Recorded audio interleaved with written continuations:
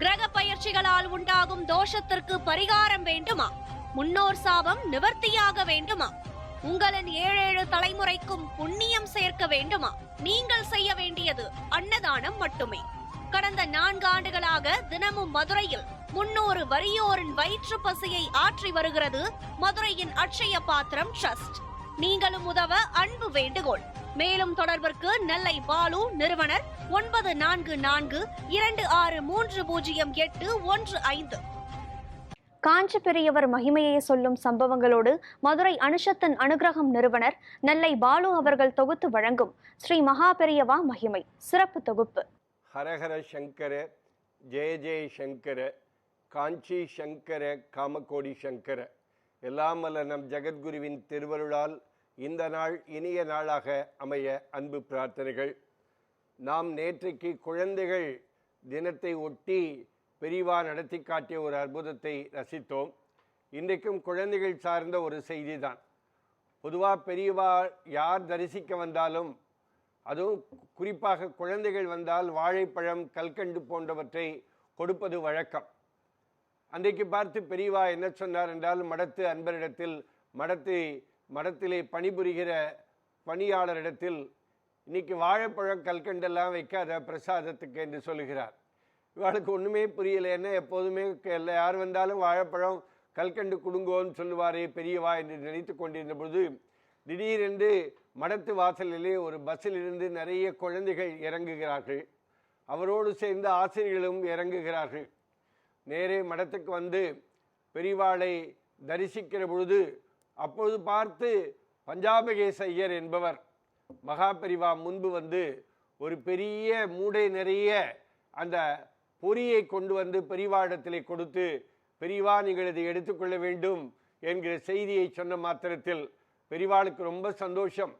குழந்தைகள் வந்திருக்கிறார்கள், வாழைப்பழம் கொடுக்கக்கூடாது, இன்றைக்கு கல்கண்டு கொடுக்கக்கூடாது, அதை எடுத்து ஓரமாக வைத்து விடு என்று சொன்ன பெரியவா அந்த பெரிய பொறி மூட்டையை பார்த்த உடனே மடத்து சிப்பந்திகளிடத்திலே, நீ என்ன செய், இந்த பொறி மூட்டையை நல்ல வெந்நீர் விட்டு நிறைய வெல்லம் போட்டு கொதிக்க விட்டு இந்த பொரியெல்லாம் அதிலே போட்டு வெல்லம் சேர்ப்பித்து இனிப்பாக இந்த பொரியை கொண்டு வந்து இந்த குழந்தைகளுக்கெல்லாம் கொடு என்று சொல்லுகிறார். அப்படி எல்லா குழந்தைகளுக்குமே அது கொடுக்கப்படுகிறது. அப்பொழுதுதான் அந்த பள்ளிக்கூட அந்த குழந்தைகளோடு வந்த ஆசிரியர் பெரியவா இடத்திலே சொல்கிறார், இந்த குழந்தைகளுக்கெல்லாம் சமீபத்திலே மஞ்சள் காமாலை போட்டது, இந்த குழந்தைகளுக்கெல்லாம் திடீரென்று உடம்பு சரியில்லாமல் போனது. மருத்துவர்கள் சொன்னார்கள், தப்பித்தவரி இந்த குழந்தைகளிடத்திலே வாழைப்பழம் கொடுத்து விடாதீர்கள் என்று சொன்னார்கள். நாங்கள் பயத்தோடு இங்கு வந்தோம். எப்போதுமே பெரியவா வந்தால் வாழைப்பழமும் கல்கண்டும் கொடுக்கிற வழக்கமுடைய பெரியவா, நீங்கள் இந்த குழந்தைகளுக்கு பொரியை கொடுக்க சொன்னீர்கள் என்று ரொம்ப சந்தோஷப்பட்டார்கள். பெரியவா அப்போ சொன்னார், பொரி என்பது தேவர்களுக்கு உரியது, ரொம்ப பிடிக்குமானது. குட்டி குழந்தைகளும் தேவாளுக்கு சமமானவர்கள். அப்படி தேவாளுக்கு சமமான பொரியை கொடுக்கிற பொழுது, பொரி சாப்பிட்டால் பொதுவாக பாவம் நீங்கும் என்று சொல்வார்கள். அப்படிப்பட்ட பொரியை அதனாலே தான் தேவாளுக்கு சமமான அந்த குழந்தைகளிடத்திலே இந்த பொரியை கொடுக்க சொன்னேன் என்று பெரியவா அன்றைக்கு ரொம்ப சந்தோஷத்தோடு வருகை தந்த ஆசிரியரிடத்திலே சொன்ன. ஆசிரியர்களுக்கு பரம திருப்தி. ஆசிரியர் அன்றைக்கு மருத்துவர் சொன்ன வாழைப்பழம் இந்த குழந்தைகளுக்கு கொடுத்து விடாதீர்கள் என்று சொன்ன மருத்துவருடைய செயலையும் நிறைவேற்றியது போல ஆயிற்று.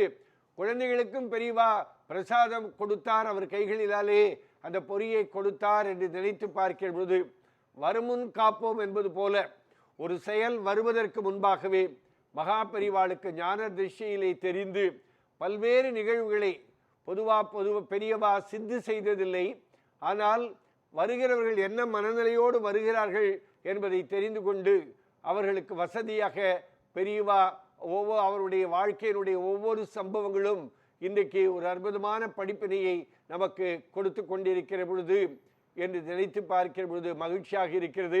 அதே போல ஒரு முறை தஞ்சாவூரிலே மகாபரிவா இருந்தபோது ஒரு பெரிய கட்டுக்கட்டாக கரும்பை கொண்டு வந்து கொடுத்தார்கள். அப்போ அதை பார்த்து கொண்டிருந்த ஒரு குழந்தை அந்த கரும்பு எனக்கு வேண்டும் என்று அடம் பிடித்ததாம்.